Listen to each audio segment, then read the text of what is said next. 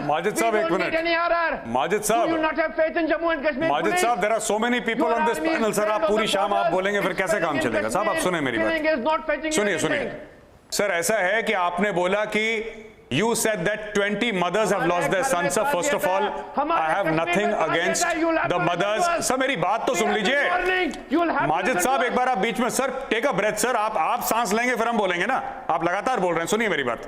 The 20 mothers who have lost their sons, sir, we have nothing against the mothers, and I understand कि उनके घर में मातम होगा, ठीक है, मैं उसको गलत नहीं कह रहा, वो ठीक है, उनका दुख है, and I respect their pain. Sir, all I am saying is I want 20 seconds and just to tell you, sir, what does the Indian Army do? Sir, I have been repeating this and I will say this again. Sir, sir, सुनिए sir, मेरी बात सुन लीजिए, माजिद साहब, allow me to complete. Majid साहब, please allow me to complete. Sir, sir देखिए sir, please बड़ी इज्जत के साथ, एहतराम के साथ आपसे रिक्वेस्ट करके बोल रहा हूँ sir, please allow me to complete. Majid Sahab, the Indian Army exists for only one reason, and that is to kill the enemies of the state, sir. So the Indian Army either kills the enemies of the state or it trains how to kill the enemies of the state. Sir, जो हथियार उठाएगा उसको मारा जाएगा। अब किसी के लिए वो अनफॉर्चुनेट है, किसी के लिए वो खुशखबरी है, लेकिन ये काम होना है, इसको ये होनी है सर, इसको कोई नहीं टाल सकता। Please understand that. Please understand. I understand that your heart bleeds for the mothers who have lost their sons who were terrorists, and I empathize with the families, sir. I empathize with the families, but the Indian Army is a machine. It has been put in motion. This machine will not stop, sir. Whether you think it is unfortunate or not, it will not stop. And this machine will keep on killing the enemies of the state, sir. Samir Kaul raise their arms against India. Samir Kaul should tell us. Samir Kaul should tell us. Who wish to Samir Kaul should tell us. You might be against 1 minute. 1 minute. 1 minute. 1 minute. 1 minute. 1 minute. 1 minute. Just one. Everyone on the screen. GD Bakshi is also on the debate. Samir Kaul should tell us. He's a spokesperson of the National Conference. Samir Kaul, which side are you on? Are you with the Indian Army for rightfully avenging the murder of a Kashmiri called Umar Fayaz? Or are you with the stone pelters? And I'll show you some pictures of the stone pelters. I'll show you the pictures of the stone pelters. Visuals do not lie, Taslim Rahmani. Visuals do not lie, Taslim Rahmani. I would like to run some pictures tonight on the program Full Frame to expose the Pakistani fan club. Look at these pictures, look at these visuals of the Jammu and Kashmir police van, and let me tell you about it. When this van reached the encounter site, it was badgered with stones. The windscreen was shattered by stone pelters, who I call assistant terrorists. So tell me today, are you with the assistant terrorists? Are you against the army today? Is it your intent, Samir Kaul, to openly deter an anti-terror operation? Because I'm appalled at some of the tweets your leader Omar Abdullah put out yesterday. Pakistan को पाकिस्तान का बेड़ा गर्क हो, पाकिस्तान को तो आप जाके खत्म करें। पाकिस्तान ने हमें 30 साल से धोखा दिया है। पहले मैं इमरान खान को अपील कर दूं, थोड़ा जुबान संभाल के बात कीजिएगा, अगली बार बात कीजिएगा, वरना यहाँ से मेरी तरफ से नमस्ते हो जाएगा। से बात करो, बस इसका ध्यान रखिएगा, जुबान अपनी कंट्रोल में रख के बात कीजिएगा, मुद्दे पे बात कीजिए, मुझे कोई आपत्ति नहीं है। आप पाकिस्तान का एजेंडा चलाएंगे तब भी नहीं चलाने दूंगा, और गाली गलौज पे आएंगे तो नहीं बोलने दूंगा। हम लोग इस बात को ध्यान रखिएगा। कानून भी जानता हूँ, तमीज भी जानता हूँ। कानून जानते, मुझे कानून मत पढ़ाइए, पहले तमीज सीख लीजिए, उसके बाद कानून बताइएगा दूसरों को। समझ जाइए इस बात को, समझा रहा हूँ ध्यान से, अभी समझा रहा हूँ, एक बार समझ जाइए अच्छे से। कानून जानते हैं तो कानून को पढ़ लीजिए, समझ लीजिए, और कानून के साथ साथ तमीज सीख लीजिए थोड़ी सी बात करने की। अगर तमीज नहीं है तो बता दीजिए कि मैं इस लायक नहीं हूं, मुझे टीवी पे बुला जाए, नहीं बुलाएंगे आगे आपको। आप लोग कानून जाइए यहाँ से, बात सुनिए। धन्यवाद। तमीज से बात करनी हो तो कीजिएगा, बात सुनिए। बस अरे बहुत हो गया, बस बहुत हो गया। अगर आप तमीज से बात कर सकते हैं तो ठीक, नहीं तो नमस्ते। जाइए यहाँ से।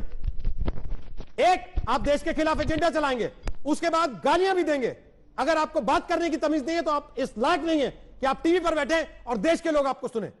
एक ब्रेक ले रहे हैं, ब्रेक के बाद वापस आएंगे, इस चर्चा को आगे बढ़ाएंगे। चलेंगे गौरव भाटिया के पास कि जब अंदर खाने इस तरीके की आवाजें हैं तो फिर कैसे मान लें कि 30 दिन में सब कुछ ठीक ठाक है। ब्रेक के बाद आ रहे हैं, दंगल जारी। खबरों में बने रहने के लिए बेल आइकॉन दबाइए और एबीपी न्यूज को सब्सक्राइब कीजिए। मुझे जरा कश्मीर के आतंकवादियों की डेफिनेशन दीजिए।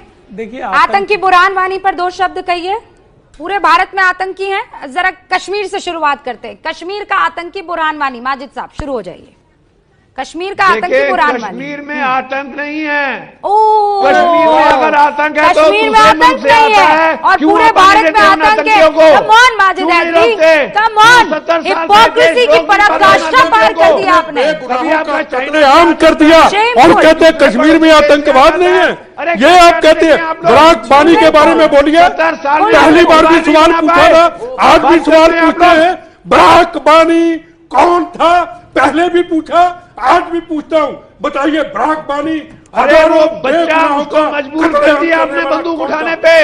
सवाल पूछना चाहता बच्चे हूं। को मजबूर कर दिया आपने बराक बंदूक बानी उठाने पे। आज फिर पूछूंगा कौन है बराक बानी? अरे खुद कहो ना कि हम आतंकवादियों के सरदार हैं जनाब। खुद कहो आतंकवादियों के गुरु हैं आप, बेगुनाहों के कातिल हैं आप। बच्चों को अरे कश्मीर को छोड़िए, पीओके को लेके रहेंगे, याद रखिएगा। अपने कश्मीरियों को हमेशा अरे पीओ करेंगे, याद रखिएगा। देखिए, अगर आतंकवाद की बात करें तो अरे आतंकवाद की पीओके को घाटी आप में हाथ अगर भी नहीं शुरुआत लगाएंगे हुई क्योंकि तो मुसलमानों अरे देखना तो सही। बढ़ जाएगी। अरे देखना अब क्या किया, अब क्या किया? 370 धारा हुडी क्या किया आपने? बढ़िया धमकियां देते थे, झंडे नहीं तिरंगे लहराए जाएंगे, हिंदू मुस्लिम सिख ईसाइयों के खून से झंडे नहीं। अब क्या किया? क्या हुआ? क्या किया? ये बोलने के अलावा किया क्या? अब पीको पीओ के लेके रहेंगे ना? अरे किया क्या बताओ? 370 धारा के बाद क्या किया आपने? क्या किया आपने? जवाब दिया आपने? हमला होगा। अरे ये नहीं होता। हिंदू हो, मुसलमान हो, सिख हो, ईसाई हो, प्रथम राष्ट्र। देश को ये कोई तरीका है? सिख की बात करेगा, मुसलमान की करेगा, हिंदू की करेगा। ऐसे देश नहीं बचता जनाब। देश बचता है ये हिंदू मुस्लिम सिख ईसाइयों के खून से बना है। ये मुल्क जलियांवाला बाग के अंदर हिंदू मुसलमान सिख ईसाइयों ने जनरल डायर की गोलियां खाकर इस देश को बनाया था जनाब, याद रखिएगा। जलियांवाला बाग में जलियांवाला बाग में कोई आरएसएस नहीं थी। माजिद साहब आपको जलियांवाला बाग में कोई गोडसे नहीं था, कोई आरएसएस नहीं अच्छा थी। ठीक है, आरएसएस और गोडसे की बात अरे कौन कर रहा चुप कीजिए, है? उनको आपको क्या बोलने दिख रहा है? दीजिए, बोलने बिट्टा साहब दीजिए क्या उनको। दिख रहे हैं आपको? जानते भी हैं बिट्टा साहब के बारे में आप? आरएसएस और गोडसे कहां से आ गया? आरएसएस और गोडसे यहाँ पर अगर इनसे आपको नापसंदगी है, ना आपको ऐतराज है तो रखिए ना, कोई परेशानी नहीं है। हर एक को आप आरएसएस और गोडसे कैसे बना देते हैं? 15 बार हर एक को कैसे बना देते हैं आप? रखिएगा। हर एक को कैसे बना देते हैं आप? वंदे मातरम बोलो तो बीजेपी अरे खून के नत नत में है। वंदे मातरम बिट्टाबाजी मेरे प्राण बीजेपी ओ बिट्टाबाजी तुसी मुसलमान की गल करो। याद रखिए। ज्ञाना शर्म आएगी ना माजिद हैदरी साहब? आपको तो प्रथम राष्ट्र बोलने में शर्म आएगी माजिद हैदरी। आपको जय हिंद बोलने में शर्म आएगी। वंदे मातरम। आपको भारत माता की जय बोलने में शर्म आएगी। मैं सरदार हूँ, मुझके सबसे पहले वंदे मातरम बोल के दिखाइए। बोलिए वंदे मातरम, बोलिए वंदे मातरम। बहुत सिंपल प्रॉब्लम है। वंदे मातरम, वंदे मातरम लिखा किसने था? पंजाबी नहीं होता हमारे मुसलमान इतिहासकार ने मेरे को पाप लगेगा, मेरे को धर्म का पाप लगेगा। मैं वंदे मातरम नहीं बोलूंगा, मेरे धर्म के खिलाफ है। क्या बोलते रहे? वंदे मातरम बोलने से आपके अरे मेरे धर्म के खिलाफ है, करोड़ों लोग धर्म के खिलाफ है। हमारे नत नत मैं तो सारे जान से अच्छा कहूंगा मगर वंदे मातरम नहीं कहूंगा। एक से सुनना, मन में वंदे मातरम, वंदे मातरम कहना मेरे धर्म के खिलाफ है। मैं तो जानता हूँ अल्लामा इकबाल ने कहा था सारे जहां से अच्छा हिंदुस्तान हमारा, जो 70 साल पहले उन्होंने कहा था। ये वंदे मातरम मत करो हमारे साथ, मुसलमानों के साथ। वंदे मातरम हर जगह यही ड्रामा करते हो मुसलमानों के साथ। कभी भारत माता की जय को, कभी वंदे मातरम नहीं कहेंगे तो क्या हिंदुस्तान रहेंगे? फक्र है मुझे पर वंदे मातरम। अरे सारे जहां से अच्छा हिंदुस्तान हमारा, सर मोहम्मद इकबाल ने कहा था। मजहब नहीं सिखाता अरे मुझे मुसलमान होने पर क्यों फक्र है? हिंदुस्तान हमारा बोलो ना, हिंदुस्तान हमारा हिंदी है बोलो ना, बोलो ना। मजहब नहीं सिखाता, हिंदी है, हम हिंदू नहीं है। आगे हम खत्म, हिंदी हैं, हिंदू नहीं आगे है। खत्म। मेरे से पूछो, हिंदी है, हिंदी है वतन के। आरएसएस वालों को बता दो हम हिंदी हैं, हिंदू नहीं है। बहुत खूब बोलो। माजिद साहब रहने दीजिए, अब नहीं हो पाएगा आगे।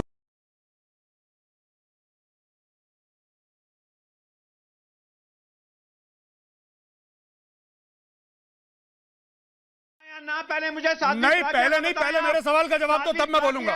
वो दहशतगर्द क्या है कि नहीं है? नहीं, सुनिए, कर्नल पुरोहित दहशतगर्द है या नहीं है, मुझे बताइए। कर्नल पुरोहित तुम्हारा बाप है कि नहीं है? कर्नल पुरोहित तुम्हारा बाप है। बात सुनिए, मेरी इसको बात निकालो यहाँ सुनिए। से। मैं अरे मुश्ताक निकालो इसको सुजारता यहाँ से पहले। मैं मुश्ताक अरे इसको निकालो यहाँ से। Majid Hydari, Get out। आपसे एक ही बात पूछ रही हूँ, एक मिनट यहाँ से निकलो, जाहिल इंसान, बिके हुए ISI के एजेंट। मैं आपसे सीधे पूछ रही हूँ। अरे भगाओ इसको गंजा को यहाँ से। आपसे पूछ रही हूँ, सुनिए कोई मत पूछो इसको सवाल, भगाओ इसको।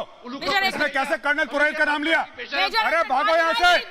ओए लश्कर तैयबा के कमांडर, भाग यहाँ से। माजिद हैदरी, भागो लश्कर के कमांडर यहाँ से, भागो, वरना वहीं पे आके ठोकूंगा। इसने कर्नल पुरोहित का नाम कैसे लिया? कैसे इसकी गंदी जबान से एक आर्मी अफसर का नाम आया? जाहिल कहीं का। मैं एक चीज सीधे पूछ, रियाज नाइकू का बड़ा भाई।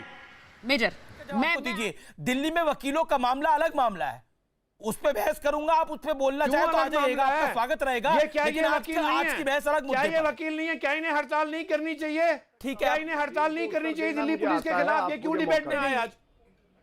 Okay, let him respond. मुझे लगता है दिल्ली पुलिस और दिल्ली के वकीलों का मामला दिल्ली तक छोड़ दीजिए। फिलहाल जो वहां पर लोगों की जान गई है उसकी हमें ज्यादा बड़ी फिक्र होनी चाहिए। मेरा निवेदन यह है, इंटरनेट के सवाल पर आपका डब्बा गोल हो गया तो आपने कुछ बोला ही नहीं। मैं आपसे कितनी प्यार से 3 बार ही पूछा, पर आपके पास जवाब नहीं था। गौरव भाटिया, डब्बा गोल नहीं हुआ, मैं कह रहा हूं कांग्रेस सत्ता ने कभी इंटरनेट बंद नहीं किया, ये क्यों बंद कर रहे हैं? ठीक है, बताएंगे गौरव भाटिया। और दूसरों की बात सुना करिए। गौरव भाटिया, आप तो कह रहे थे बड़ी अमन और शांति है, अमन और शांति में गोले फेंके जा रहे हैं कश्मीर के अंदर। क्या करेगी आपकी सरकार अब? क्या जवाब है कश्मीर की जनता के लिए? लोग मारे गए हैं, केंद्र में आप लोग हैं, जवाब दीजिए देश। हाँ, मैं देखिए, तथ्य सही रखने चाहिए। आपका नंबर 1 शो है, नंबर 1 चैनल में देश में, और मैं आपको बताना चाहूंगा कि किसी भी सरकार की इससे पहले ये हिम्मत नहीं पड़ी कि जो टेम्पररी प्रोविजन है उसको हटाया जाए, और अमित शाह जी और नरेंद्र मोदी जी ने ये इच्छा शक्ति दिखाई और इसे हटाया गया। और क्या ये सत्य नहीं है अमीर जी कि सेना की गोली से एक कश्मीरी की जान नहीं गई, बल्कि उनकी जान की सुरक्षा कोई कर रहा है, तो वहां पे जो बंदोबस्त किया गया वो था। और सिलसिलेवार तरीके से एक एक करके मैं बता रहा हूं। ये लोग क्योंकि कहते हैं मानव अधिकार, मूल अधिकार, क्या ये सत्य नहीं है कि वहां पे ईद मनी? क्या ये सत्य नहीं है स्कूल खुले? क्या ये गौरव, ये भी सत्य है, जान गई लोगों की लाइनें जो है बहाल? बिल्कुल नहीं, बिल्कुल नहीं। कश्मीर में तो मातम है 3 महीने से। मैं अभी जी इस तरह से मैं चर्चा नहीं करूंगा, मेरे बीच में कोई ना बोले। मैंने सुना और मैं अपनी बात रखने के लिए आपसे अनुमति चाहता हूं। अब कौन मार रहा है लोगों को, ये देखिए। जब वहां पे एक दुकानदार ने दुकान खोली, क्योंकि वो सरकार के और हमारी पार्टी के साथ खड़ा है, लोगों के साथ खड़ा है, तो इन लोगों ने उस दुकानदार को मार दिया।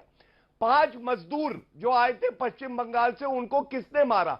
वहशी दरिंदे आतंकवादियों ने। और ये इसलिए किया जा रहा है क्योंकि इनको भी पता है कि ये वो दिया है आतंकवाद का जो अब बुझने जा रहा है हमारे देश की ताकत के सामने। स्कूली बच्चे स्कूल जा रहे हैं तो उन स्कूल के बाहर बम फोड़ा जा रहा है। एक बात बिल्कुल स्पष्ट आपके चैनल पे कर रहा हूं, हमारी सेना और हमारी सरकार के पास वो ताकत है, हम आतंकवादियों को। लेकिन गौरव हर चीज ताकत से शायद रोक नहीं क्यों हो नहीं पा रहे रही हमले? गौरव, अगर ताकत है तो रोक क्यों नहीं रहे हमले? शायद नहीं हो पा रही है। मेरे इंसान भाई मारे जा रहे हैं कश्मीर में, क्यों नहीं आपकी सरकार कुछ कर पा रही? गौरव भाटिया साहब जवाब दीजिए।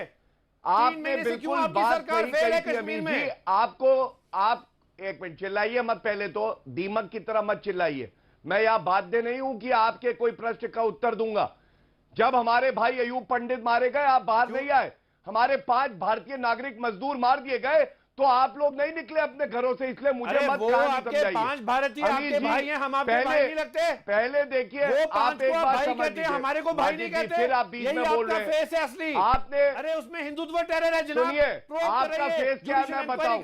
आपने वकीलों की बात करी, मुसलमान डंके की चोट पे कहता हूं मुझे गर्व है अपने अधिवक्ता समाज पे, और न्यायालय में हमें पूरा भरोसा है।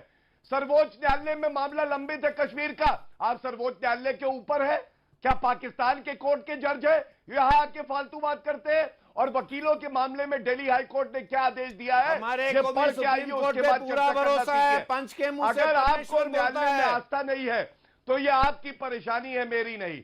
और एक बात हमारी आस्था है, इसलिए हम लोग यहाँ पे नागरिक की जान के ऊपर कुछ नहीं है। अमीर जी, हमारे को इंटरनेट की बात करते हैं, इनसे पूछिए जब कर्फ्यू लगा था, बुरहान वानी मारा गया था, तो ये लोग क्या कह रहे थे? तब बाहर आए थे कि मूल अधिकारों का हनन हो रहा है। इंटरनेट बंद नहीं था। ठीक है, मेरे को इंटरनेट बंद नहीं सुशील था, पंडित और ब्रॉडबैंड निशांत चल वर्मा रहा था। एंड आरएसएन सिंह, 3 लोग पेंडिंग है, मेरे को सीधा उनका रुख करना है। जी जी जी गौरव, यू मेड योर पॉइंट। सुशील पंडित, 5 बंगाली हिंदू शर्म करो, शर्म करो, डूब मरो, अर्नब सुनिए, डूब मैं मरो। बताता हूं आरजू को भी मुहाजिरों को और क्या कमर मिला? चीमा को भी। गौरव बताओ इनको मुहाजिरों को क्या मिला? मुझे 1 मिनट दे, एक अर्नब, सेकंड मेरी बात सुने। अर्नब, इनमें इतनी तमीज नहीं थी कि लिख पढ़ लें। ये मुहाजिर आए यूपी से, बिहार से, दिल्ली से, ये मुहाजिर आए। मुहाजिरों ने इनकी लिखत पढ़त शुरू करी है। मुहाजिर इनकी ब्यूरोक्रेसी में थे, इनके फाइनेंस डिपार्टमेंट में मुहाजिर थे। मुहाजिरों ने, ये इनकी लैंग्वेज है। इनसे पूछिए अर्नब, ये पूछिए आरजू बैठी। आरजू, आपकी मदर लैंग्वेज क्या है? अच्छा, आपकी मादरे जबान क्या है? आपकी मैं मादरे पूछ जबान रही हूँ पंजाबी ना, है, मेरी बात लेकिन सुने। पाकिस्तान की नेशनल लैंग्वेज मेरी उर्दू बात क्यों है? सुने, उर्दू वहां पे कौन नहीं, बोलता है? नहीं, वहां पे नहीं, उर्दू बोलते हैं मेरी बात मुहाजिर। सुने, मेरी भाई बात खैबर सुने, पख्तूनख्वा में तो पश्तो मेरी बोली बात जाती है, सुने। बलोचिस्तान में मेरी बलोच, बात सुने। सिंध में सिंधी बोली जाती है, मेरी पंजाब में बात पंजाबी सुने। बोली जाती है। गौरव, अब एक आप मुझे मिनट। बताइए, ये उर्दू जबान है किसकी जो पाकिस्तान की नेशनल लैंग्वेज है? या आपने मुहाजिरों से ली है? बिल्कुल। आपने उनकी जबान ले ली, आपने मेरी उनकी बात जान ले ली और उनको मेरी निकाल के बात फेंक दिया। सुनिए ना। फिर आप मियां कहते आतिक हैं, भी डिबेट पर है, फिर मियां आप कहते आतिक हैं जी साहब बोलिए। अल्ताफ मियां हुसैन आतिक भी कह रहे हैं, वो सुनने लंदन में क्यों है? इस्लामाबाद अरे भाई, चलाएगा परवेज हमारे साथ। मुशर्रफ क्यों है लंदन में? मियां आतिक साहब बोलिए, बोलिए, रिपब्लिक नेटवर्क भारत का नंबर 1 नेटवर्क पे आप बोलिए, खुलकर बोलिए, कोई आपको सेंसर नहीं करेगा। जी बोलिए, जी मियां आतिक देखिए, पहली बात ये है, ये आपने ये कैसा प्रोग्राम चला रहे हो भाई?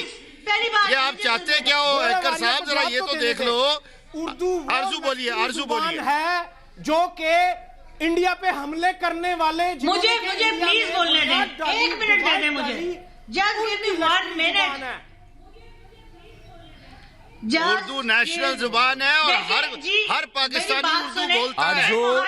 16 दिसंबर जुबान नहीं है, नेशनल जुबान है। मैं एक और बात बोल देता हूँ। मियां आतिक बोलिए, अर्नब, मैंने कभी नहीं देखा कि मियां आतिक बोलिए, अर्नब सुनिए मेरी बात। मियां आतिक और गौरव आर्या। ये जो कहते हैं ना कि उर्दू इनकी अरे नेशनल भाई जबान है, क्या बोलेंगे? अर्नब अरे सुनिए, ये नेशनल जबान इनके ऊपर थोपी गई है। इनकी कोई जबान नहीं।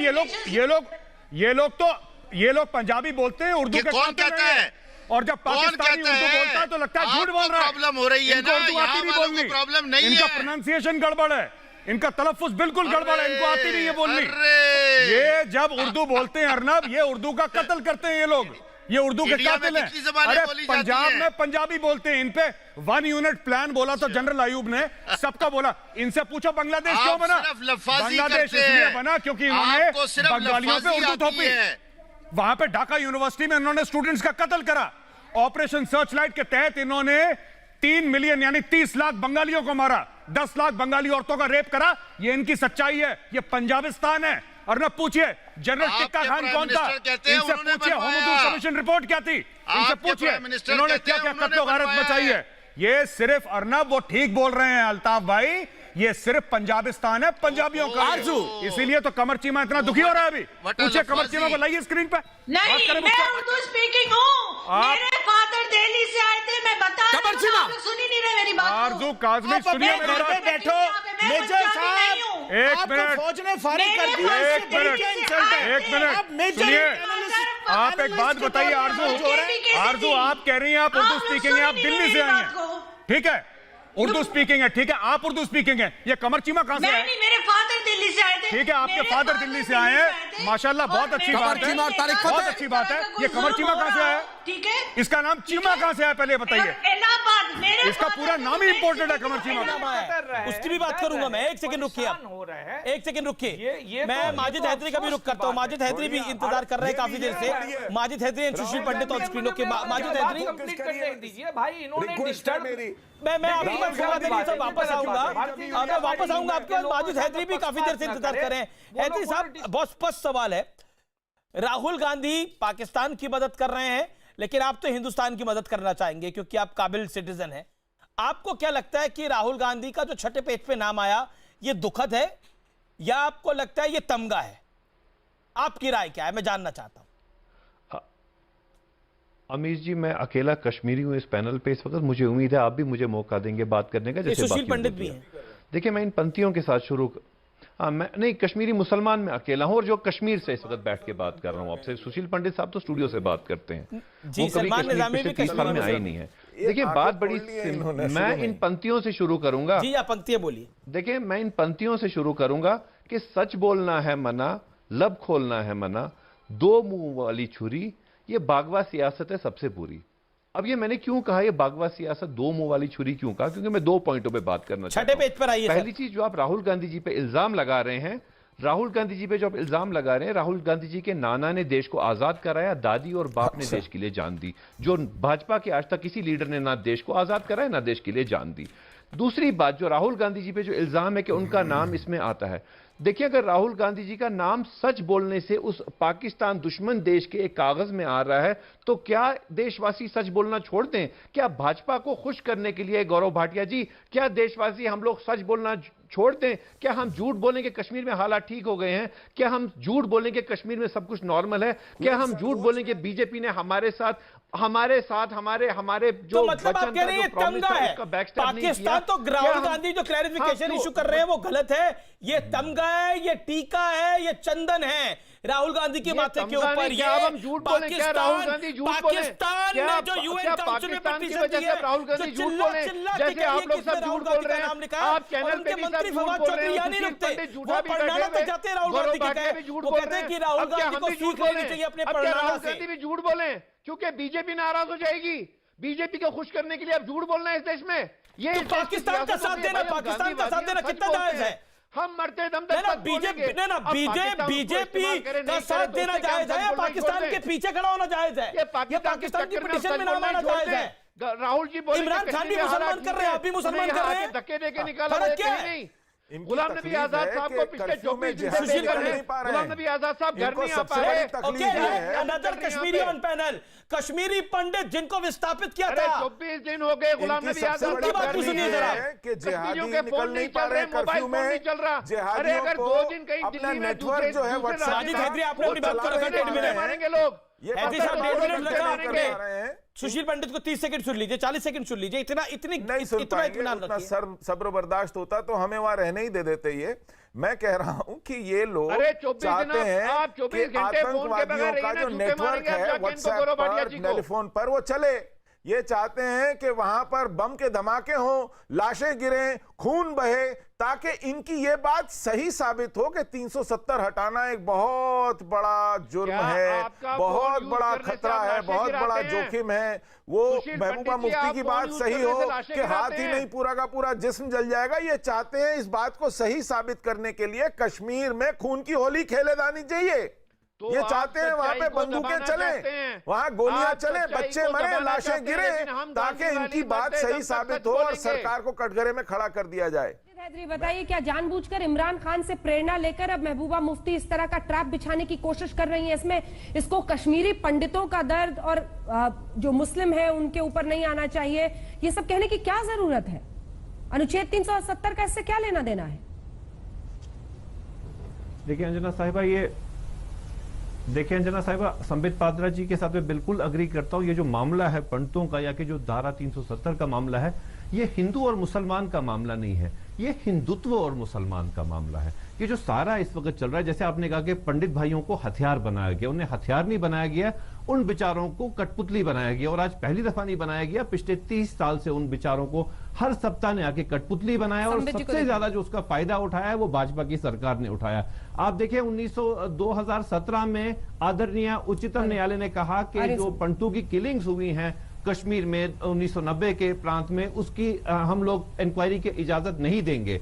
लेकिन उसके बाद क्या किया भाजपा ने? भाजपा तो एक ऑर्डर प्रोब कर सकती थी, हुकूमत है, सप्ताह है, एक ऑर्डिनेंस पास करे और कहते हैं हम प्रोब करेंगे, लेकिन उन्होंने वैसी बात नहीं की। ये सिर्फ पंडितों को, बेचारों को इस्तेमाल कर रहे हैं, उनके दर्द से ये कहे लगा के फायदा उठा रहे हैं काउंटर करना चाह रहे हैं, का इस्तेमाल करें। और महबूबा मुफ्ती की जहां तक बात है, देखिए महबूबा मुफ्ती साहिबा तो जेल में है, वो ये ट्वीट कैसे कर रही हैं? हो सकता है, मुझे लगता है उनकी बेटी, क्योंकि एक नई उम्मीद बनी है सियासत में कश्मीर में, शायद वो मां की तरफ से ट्वीट कर रही हो। लेकिन इस ट्वीट में गलत तो कुछ नहीं है। आप मुसलमानों को कैसे हमारे पंडित भाइयों के निकलने का कह सकते हैं? हमारे संबित पात्रा जी जवाब देना चाह रहे हैं, हर वर्ष 3 लाख के करीब पूरे भारत से मजदूर आते हैं, नौकरी काम करने आते हैं। जब उनको कोई खतरा नहीं तो पंडितों को कौन सा खतरा था कश्मीर में? समझे हैदरी साहब सुनिए, आप अभी अंजना जी, मुझे बड़ा कष्ट हुआ और मुझे जानकर बड़ा आश्चर्य हुआ कि जो मजिद हैदरी साहब कह रहे हैं कि महबूबा मुफ्ती ये ट्वीट नहीं कर रही है, उनकी बेटी उनके ही हैंडल का इस्तेमाल करके ट्वीट कर रही है। तो मैं कह दूं कि ये एक डिजिटल क्राइम है। एक वेरीफाइड हैंडल का इस्तेमाल करते हुए वो व्यक्ति ट्वीट नहीं कर रहा है, कोई और व्यक्ति जिसका अपना भी ट्विटर हैंडल है वो उसके माध्यम से ट्वीट कर सकता है। तो ये बहुत बड़ा एक कन्फेशन है जो हैदरी साहब मान रहे हैं। हमारे बहरहाल विषय पे आते हुए हैदरी साहब ने कहा कि अनुच्छेद 300। सर देखिए, मैं आपके बीच में नहीं बोल रहा था, सुन लीजिए ना मेरे भाई, सुन लीजिए। देखिए, अभी कहा गया कि ये मुद्दा जो अनुच्छेद 370 का हटाने का मुद्दा है वो हिंदुत्व वर्सेस मुस्लिम का है। ये हिंदुत्व वर्सेस मुसलमान का कैसा है?